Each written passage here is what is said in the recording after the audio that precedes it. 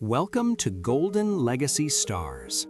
Let's journey back to 1980s Hollywood, a decade of iconic faces, bold stories, and unforgettable screen magic. But behind the glamour were hidden struggles, quiet scandals, and lives far more complex than the legends we remember. Here, we uncover the truth behind the fame, the triumphs, the shadows, and a legacy time could never erase.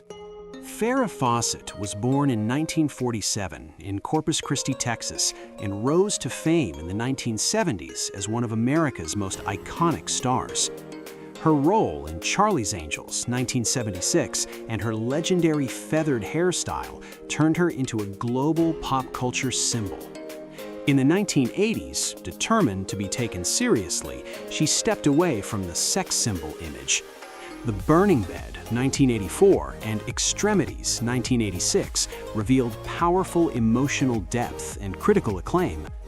Behind the scenes, her life was marked by personal struggle and a turbulent relationship with Ryan O'Neal. After a courageous battle with cancer, Farrah Fawcett passed away in 2009 at 62, on the same day the world lost Michael Jackson. Harold Ramis was born in 1944 in Chicago, Illinois. He became a defining voice in American comedy. On screen and behind the camera, his humor was intelligent and human. He helped shape the comedy style of an entire generation. In the 1980s, Ramis rose to fame through iconic films, Ghostbusters 1984 and Stripes 1981. Both became instant comedy classics. Though admired by many, his private life was complex. He faced strained relationships and serious illness. Harold Ramis passed away in 2014 at the age of 69. He left behind a lasting legacy of laughter and intellect. Richard Harris was born in 1930 in Limerick, Ireland. He became known for his commanding presence and fiery intensity on screen. In the 1980s, he delivered powerful performances in Triumphs of a Man Called Horse, 1983, and The Field, 1989.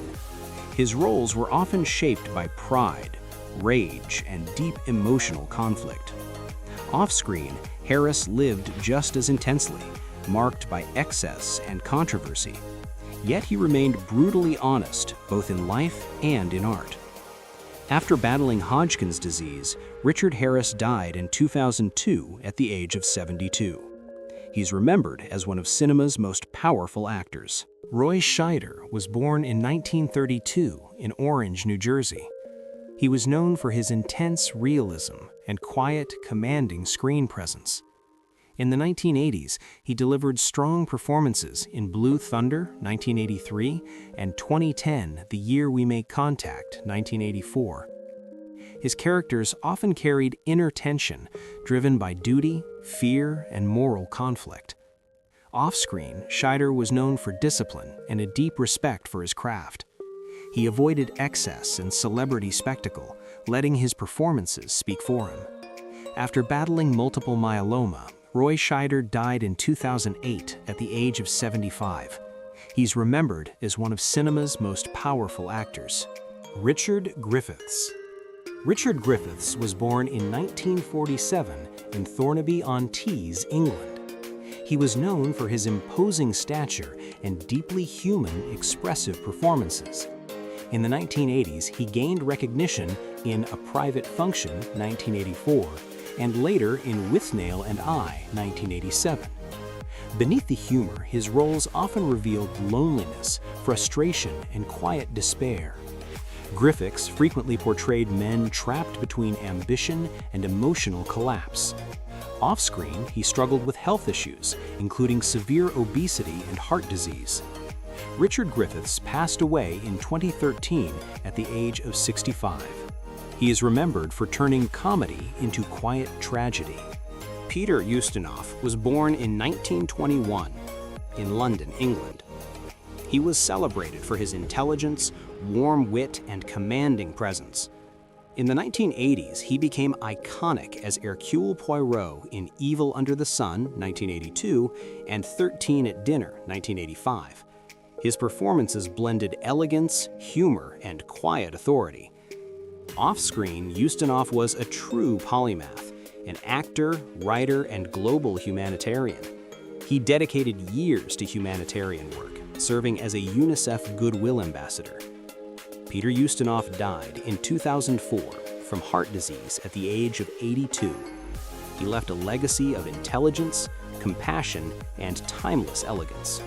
Brian Keith was born in 1921 in Bayonne, New Jersey. He carried quiet strength into every role with a stoic and commanding screen presence. In the 1980s, he starred in The Mountain Men, 1980, and the television series Hardcastle and McCormick, which ran from 1983 to 1986.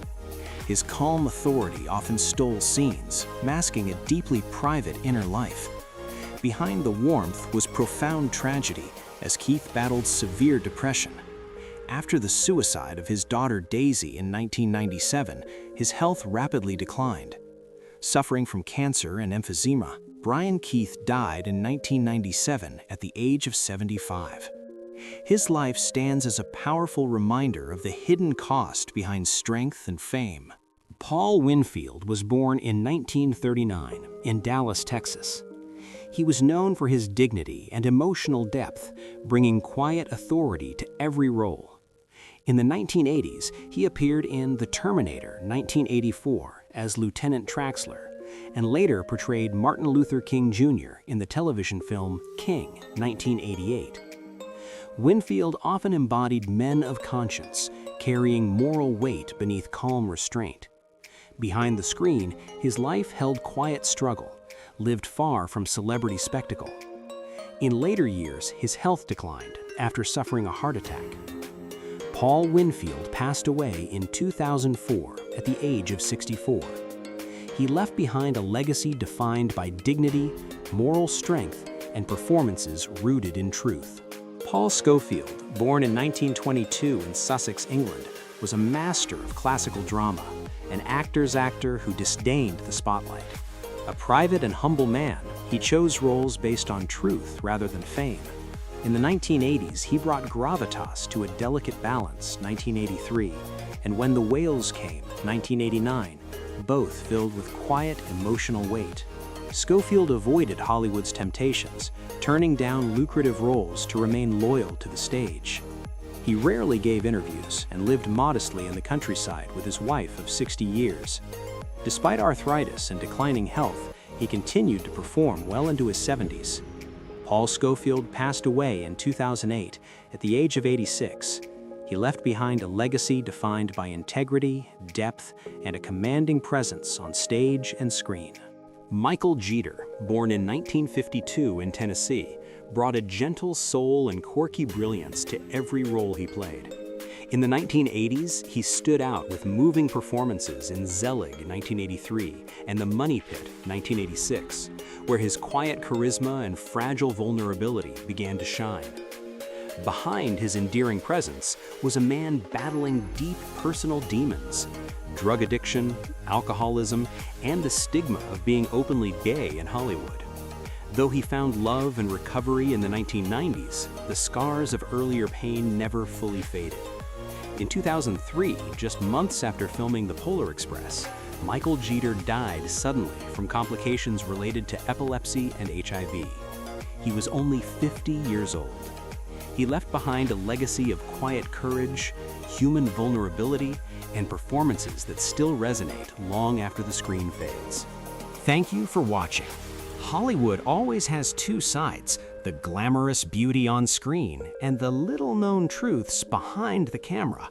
Hopefully, today's video has given you a new perspective on these icons. Don't forget to like, subscribe, and share if you found it interesting, and leave the name of a star you'd like us to analyze in the next episode. Your support is the motivation for these historical stories to continue being told.